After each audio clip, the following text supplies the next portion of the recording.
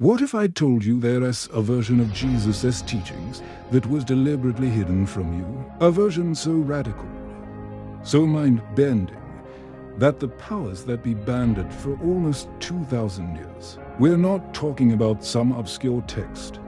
We're talking about the Gospel of Thomas. Now, you might think you know the whole story, but the Gospel of Thomas paints a very different picture.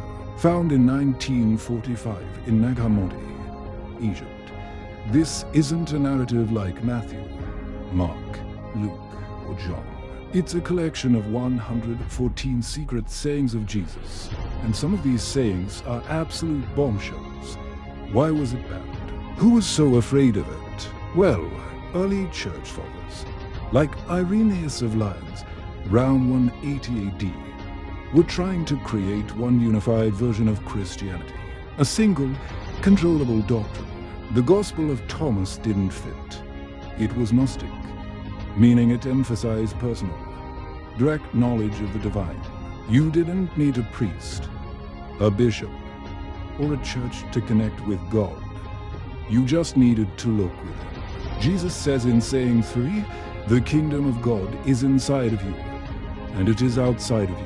This wasn't about a future heaven. It was about achieving a divine state of consciousness, right here, right now.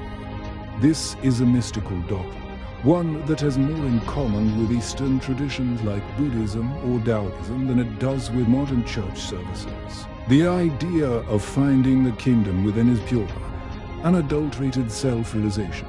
The script planned to expose the idea that the institution of the church was unnecessary. It taught that salvation wasn't about believing in a specific creed, but about understanding secret knowledge and achieving enlightenment. This was a direct threat to the power structure of the early church. They needed followers who would obey, not individuals who would become their own spiritual masters. And here's where it gets even more fascinating. Some scholars see echoes of much older traditions in these texts, connections to the deep wisdom of ancient Sumeria. The Sumerians, one of the world's first civilizations, had complex ideas about gods, humanity, and the cosmos. The Gnostic idea of a lesser, flawed creator god, the demiurge, who traps our divine sparks in the material world, has parallels in these ancient Mesopotamian myths.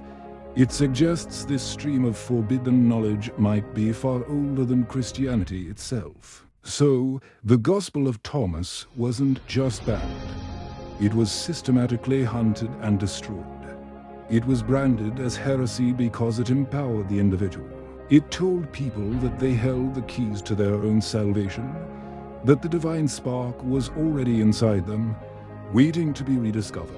A message that was, and perhaps still is, considered dangerous. So what do you think?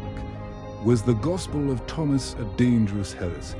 Or was it a liberating truth that was silenced to maintain control? The story we've been told is never the whole story.